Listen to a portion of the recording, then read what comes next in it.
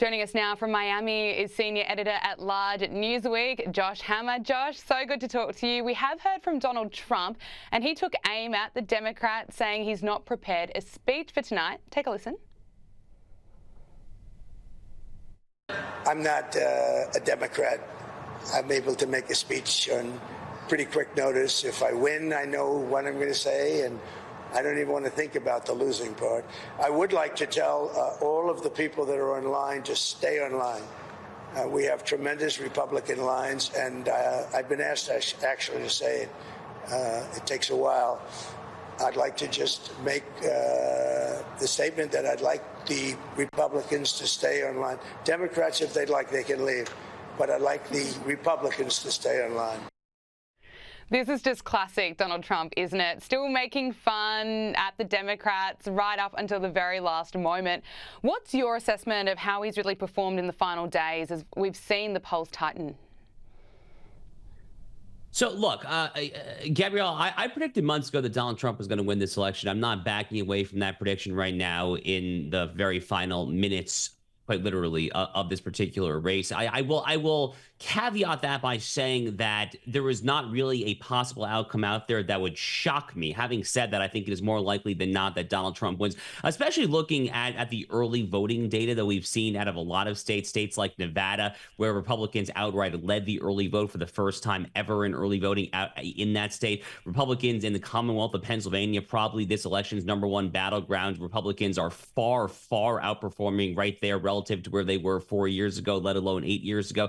So the data that I'm seeing overall is looking quite good. Now, having said that, we're going to have to see what happens here, and it obviously could go either way, but you way rather be in Donald Trump's shoes than in Kamala Harris's shoes. And, lest we miss the forest for the trees, Gabrielle, I think that there is a very important point here to make, and it is a slightly higher level, 35,000-foot altitude level point.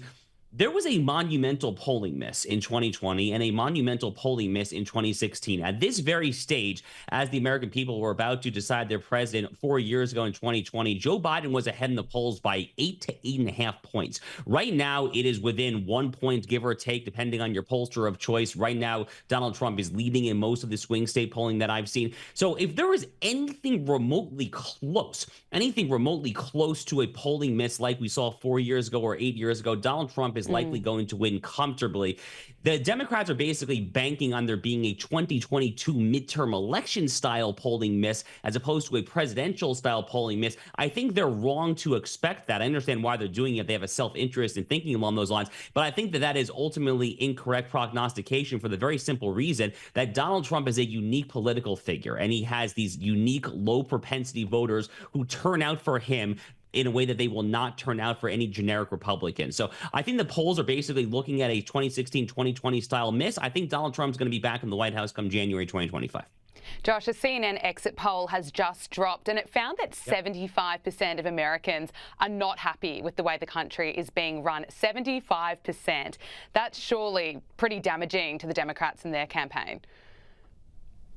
Yeah, so this dropped very shortly before you and I came on air. I actually had it on live right here in my home office. I was watching CNN live at that time.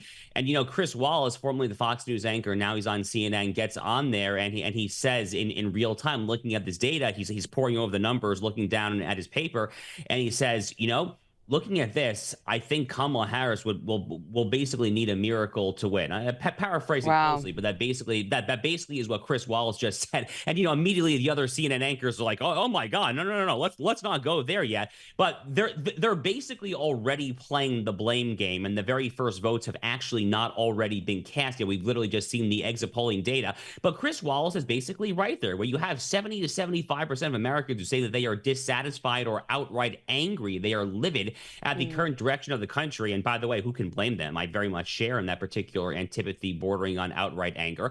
But when you have that kind of number, it actually would be a miracle if Democrats can win. Right now, the Americans have a 28% approval rating. It depends on the poll, but 28% of Americans say that the country is on the right track. So maybe 35% of Americans, a little closer to that, say that they actually approve of Joe Biden's time in office right now. The numbers, no matter how you slice or dice it, are very, very low. The incumbent party just does not win American elections given that kind of data. Now, is Donald Trump a uniquely hated phenomenon such that Democrats can still prevail in light of those historical headwinds.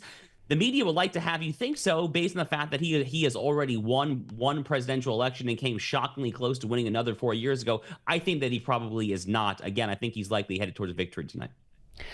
Look, you're on the ground in Miami, Josh. What's it like? What's the feeling between voters compared to, say, 2020 and 2016? And also, we touched on the media's coverage, but how does it compare to previous years when the media has covered Donald Trump? And now he's really taken a different approach of going on long podcasts. I feel like more Americans have been able to get a better sense of who he is.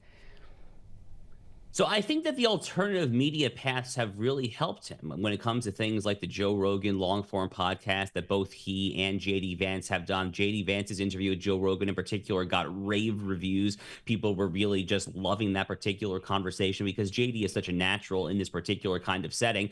And they have done that. They have gone above and beyond to try to get around the confines of the mainstream media, but they've done a little bit of that as well. I mean, they have also been willing to sit down for all sorts of mainstream media coverage. So they're really kind of doing an all of the above strategy, Gabrielle. And at this point, 8 years after Donald Trump first was elected president, 9 years after he had that famous gilded escalator descent at Trump Tower in 2015, I think the American people understand that what they're hearing about him from the corporate media gatekeepers, from the Washington Post, New York Times, CNN, MSNBC, I think they understand that they're not actually getting the full picture, and that the Donald Trump that they had in office is the one that they want back. Because no matter what they say about Donald Trump, they can say that he is a fascist, a Hitlerite, whatever. The point is, the man was president of the United States. He has a track record. He is not an empty slate. He is not an empty vessel, a blank vessel. He is not kind of an empty book where you can kind of fill in whatever you want. We saw what happened. We saw historically low unemployment,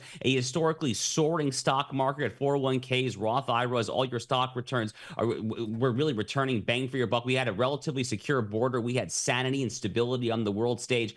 I could go on. The point was that he was actually president for 4 years, and it was not that long ago. He was only out of power 4 years ago. So the American people have a very clear choice right now. You can choose to go with the failed policies of the past 4 years in the Biden-Harris Democratic Party track record, or you can go back to the status quo ante of what Donald Trump was 4 years prior to that. The head-to-head matchup that I've seen, right track, wrong track, all of the are you angry, are you happy, are you dissatisfied, sadly, all of the data that I've seen right now shows that Donald Trump is likely headed towards a victory. Now we are at this point in time. We will wait and see what the result is. But as you are predicting, if it is a Donald Trump victory, what does that actually look like? What happens to Kamala Harris? What happens to the Democrats? Are we going to see protests erupt?